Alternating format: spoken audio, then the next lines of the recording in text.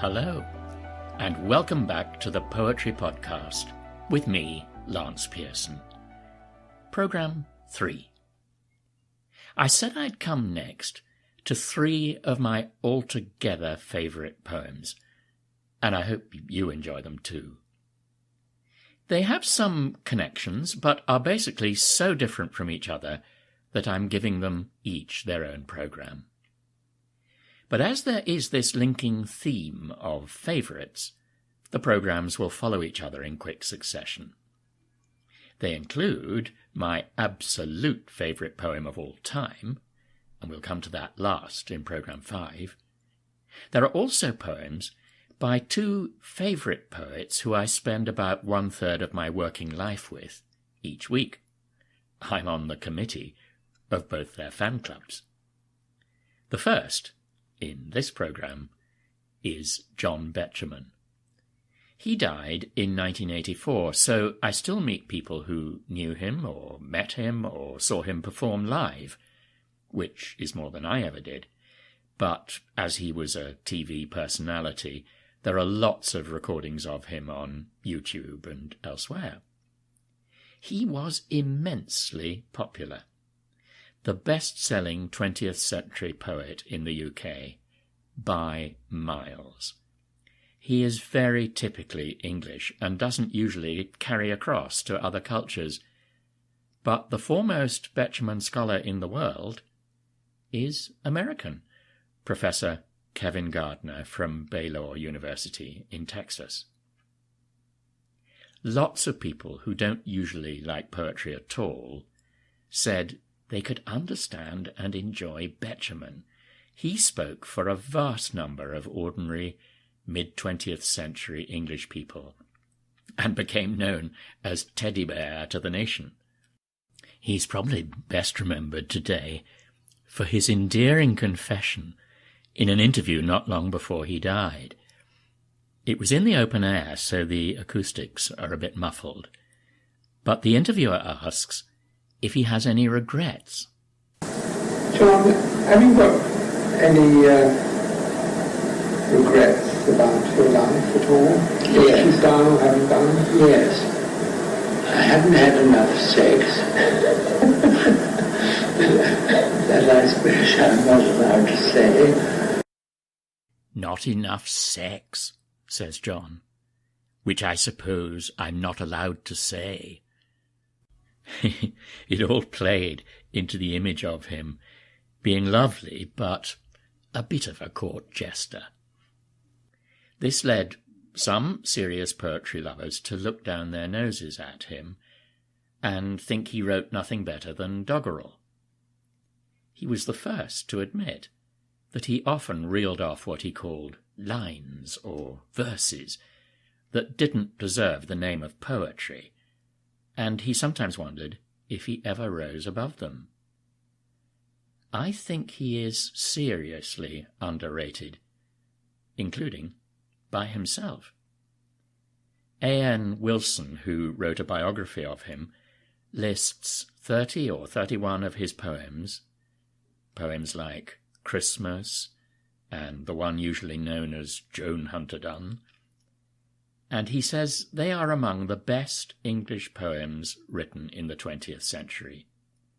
He then asks, what other poet can remotely claim as many as 31? In case you're interested, I've listed the titles of these poems on our website, thepoetrypodcastwithlancepierson.com. But my own favourite is not on that list of the top 31, and I'm quite happy about that. It's not my favourite because it is or isn't a great poem. It's my favourite because John reveals so much of his true self in it. The trouble with being Teddy Bear to the nation is that people think you're sweet and cuddly. They think Betjeman is basically a funny, jolly poet. But jokers are often unhappy people underneath, and that was certainly the case with Betjeman. He was racked by sadness, guilt, and fear, and this comes out in many of his poems. At the end of World War II, when he was 38, he had to have an operation to remove a cyst from his stomach. He calls this poem Before the Anaesthetic, or A Real Fright. Suppose he doesn't wake up. Suppose he goes to hell. Or there is no heaven or hell. I think it should really be called Before the Second Anaesthetic, because he's already had that first pre-op jab.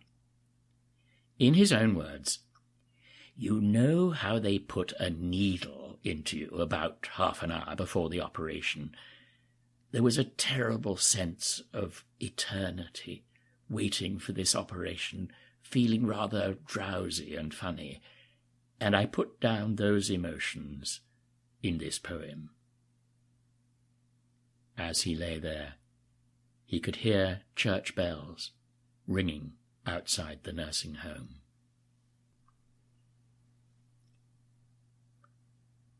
Intolerably sad, profound, St. Giles's bells are ringing round, and I look motionless from bed on heavy trees and purple red, and hear the Midland bricks and tiles throw back the bells of stone St. Giles, swing up and give me hope of life, swing down and plunge the surgeon's knife. I, breathing for a moment, see death wing himself away from me, and think as on this bed I lie, is it extinction when I die? I move my limbs and use my sight. Not yet, thank God, not yet the night. Oh, better far those echoing hells half threatened in the pealing bells, than that this I should cease to be. Come quickly, Lord, come quick to me. St. Giles's bells are asking now, and hast thou known the Lord, hast thou? St. Giles's bells, they richly ring, and was that Lord our Christ the King? St. Giles's bells, they hear me call, I never knew the Lord at all. Oh, not in me your Saviour dwells, you ancient, rich St. Giles's bells. Illuminated missals, spires, wide screens, and decorated choirs, all these I loved, and on my knees I thanked myself for knowing these, and in the colour-shafted air I, kneeling, thought the Lord was there. Now, lying in this gathering mist, I know that Lord did not exist. Now, lest this I should cease to be, come, real Lord, come quick to me. Almighty Saviour, had I faith, there'd be no fight with kindly death. Intolerably long and deep, St. Giles's bells swing on in sleep, but still you go from here alone. Say all the bells about the throne.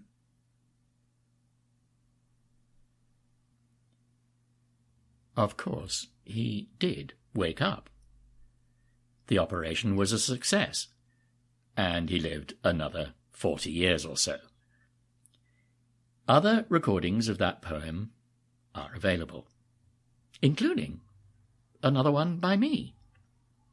For that reading you've just heard, I made 2 choices different from what I've done before. For one thing, I read it with my human voice alone and unaccompanied.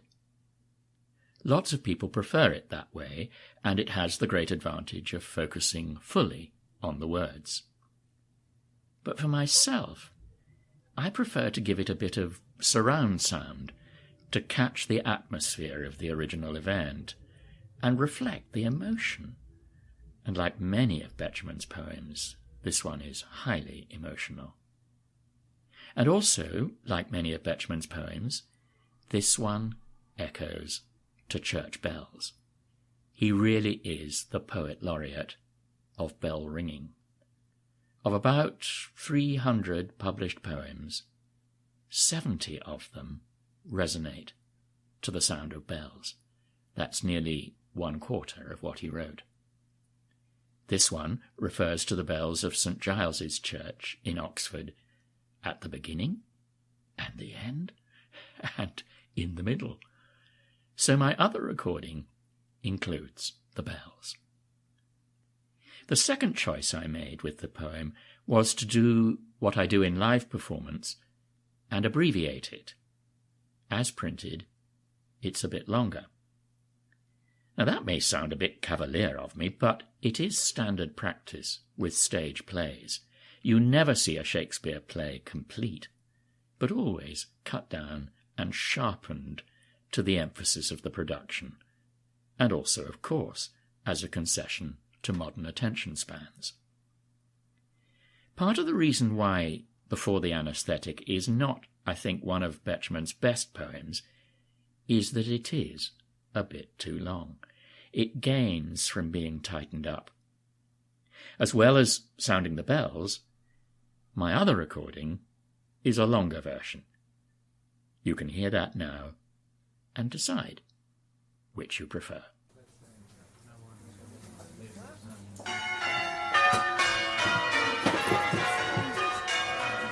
Intolerably sad, profound, St. Giles's bells are ringing round, and I look motionless from bed on heavy trees and purple red, and hear the Midland bricks and tiles throw back the bells of stone St. Giles. Bells, ancient now as castle walls, now hard and new as pitch-pine stalls. Now full with help from ages past, now dull with death and hell at last. Swing up and give me hope of life, swing down and plunge the surgeon's knife. I, breathing for a moment, see death wing himself away from me, and think as on this bed I lie, is it extinction when I die? I move my limbs and use my sight. Not yet, thank God, not yet the night. Oh, better far those echoing hells, half threatened in the pealing bells, than that this I should cease to be. Come quickly, Lord, come quick to me. St. Giles's bells are asking now, and hast thou known the Lord, hast thou? St. Giles's bells, they richly ring, and was that Lord our Christ the King? St. Giles's bells, they hear me call, I never knew the Lord at all. Oh, not in me your Saviour dwells, you ancient, rich St. Giles's bells.